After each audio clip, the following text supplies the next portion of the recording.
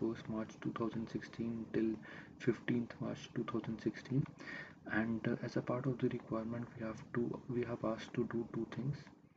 The first thing, we have to find those hacker who were consistent in their submission, who made submission on every single day. And the second part states that we have to find those hacker who has the maximum number of submission on a particular day. And both of them are both part is unrelated to each other. I'll come to this one by one, but for to give you what the first part of the requirement states, just let's say that, consider this example. Suppose this is our submission table, and it has date till first 3 days, first, 2nd March and 3rd March. And these are the hacker ID who made the submission on particular day. And so basically the first part of the requirement can be interpreted in two ways.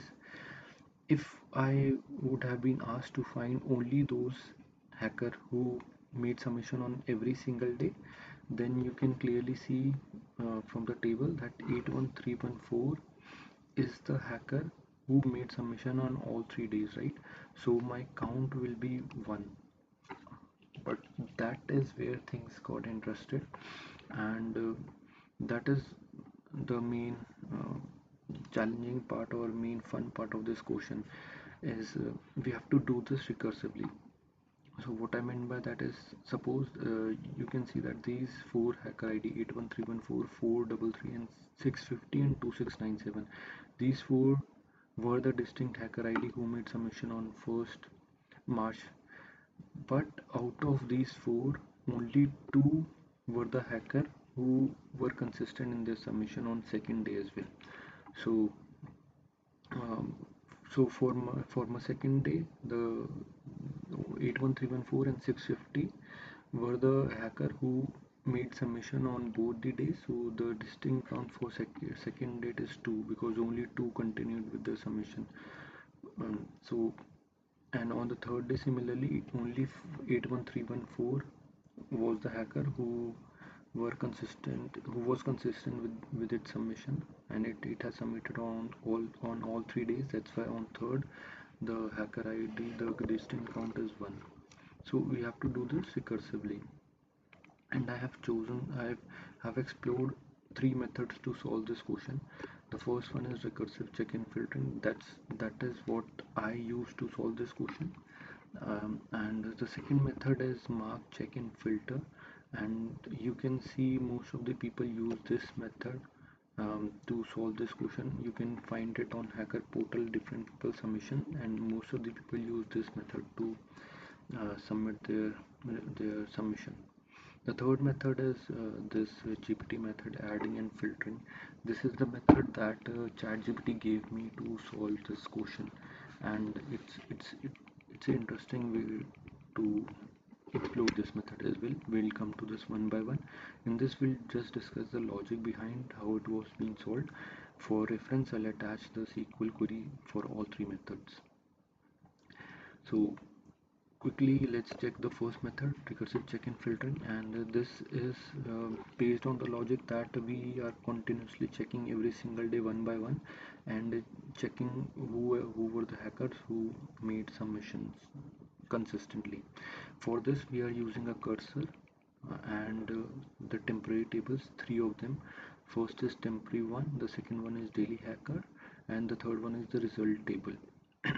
These are the 3 temporary tables, and my temporary table will be storing the hackers who were consistent in their submission. The daily hacker will be storing the distinct hacker ID on a particular day, and the resultant will be storing the count of those hacker IDs. So let's check for the first day. You can see from the table that 4 were the distinct hacker IDs. All 3 4 81314 433 650 and 2697. These hacker ID made the submission. So since this is the first time my temporary table will be storing the record, so it will consist all 4 hacker ID from the daily hacker.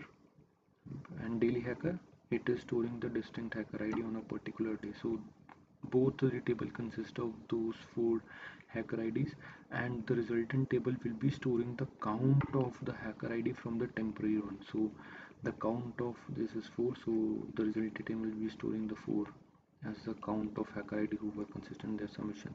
On the second day, you can clearly see from the table that both 650 and 81314 submitted their were consistent in their submission. So what my temporary table will be doing is it will deleting the hacker ID who who were not present in my second day. So in this so for second day, you can see the daily hacker will be storing the all three distinct hacker ID for second day: 81314, 650, 264, and 26468. And temporary table will be deleting the hacker ID who who who, who was not present in the daily hacker for the second day. So 433 and 2697 will be deleted from the temporary table. So it resulting in storing only these two hacker ID, and the the resultant name will be stored in the count of these two. And so this will be 2 for the second day, and the cursor will be moving to another day to the next day one by one. So now the cursor will shift to the third day, and we can see that out of these two, before processing, these two were the hacker ID that is being stored for temporary table, but now 650 was not present on the third day. So after processing, the 650 will be deleted, and for the third day only these two were the hacker ID who were made the submission. So daily hacker will be consistent this. A temporary table will be storing the 81314, and the count will be 1. So this is the way to do recursive filtering and recursive check-in filtering. This is the first method. The second method is the mark check-in filter, and what it is doing here, it is marking two things. The first one, it is marking the distinct dates, submission dates. So suppose here we have the three submission date present, so it is marking the three submission date, and it is marking it with the dense rank, so that my entry on a particular day will not be affected to the next submission date, right? So it is using the dense rank to mark the distinct submission dates.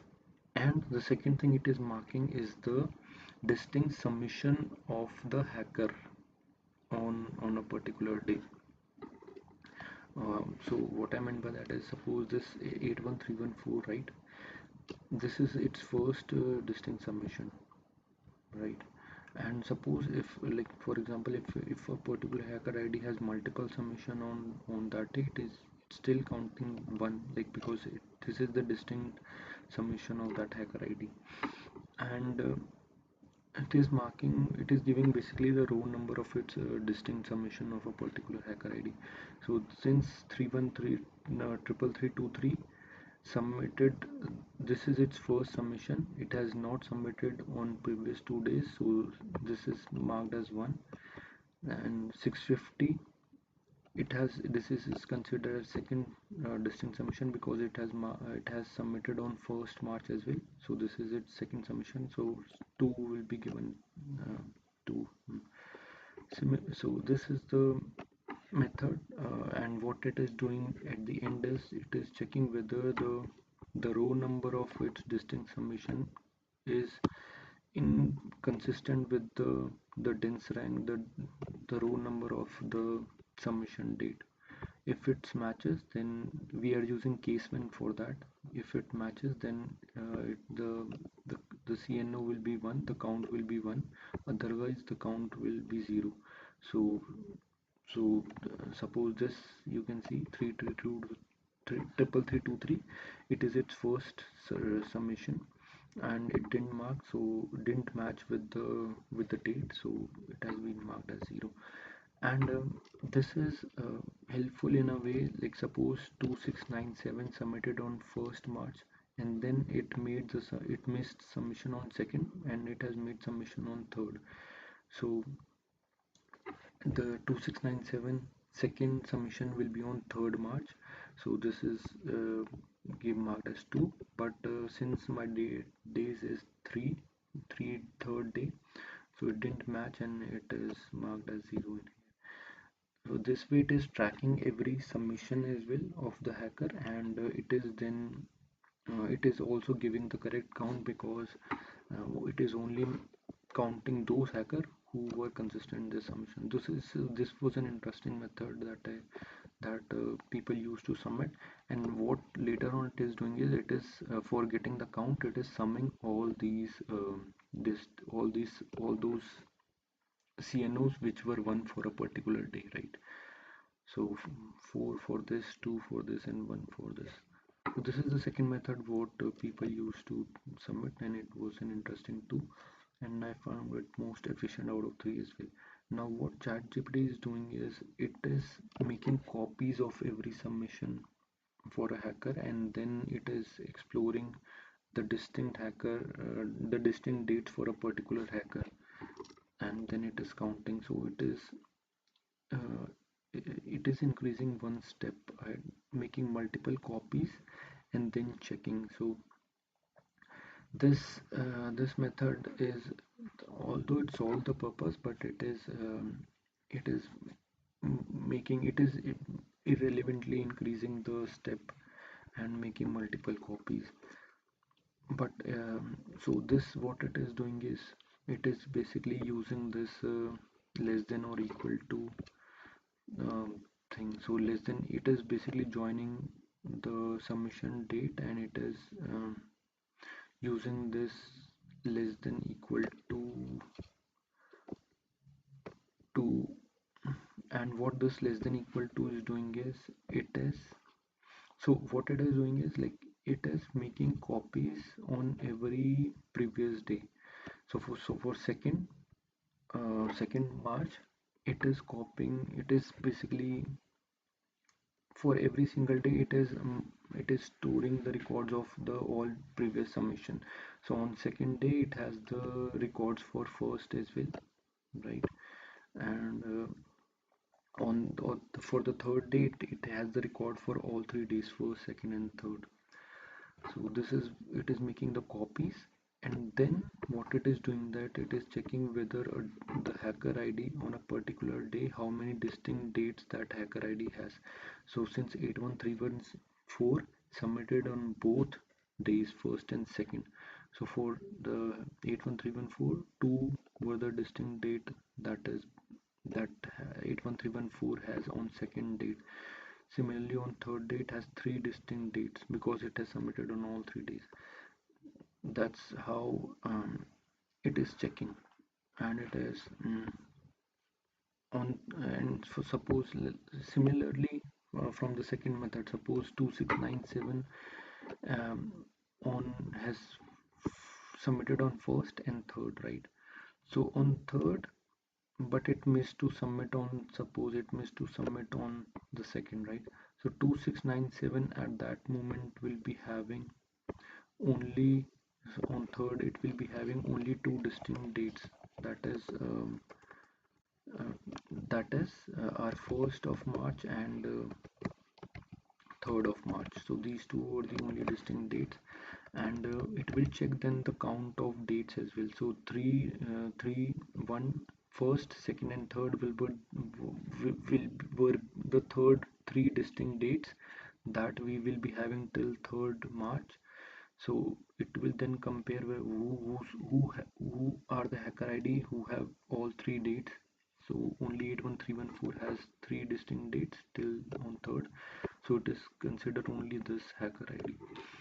650 made only 1st and 2nd March. So 650 will be having only two distinct dates till till 2nd.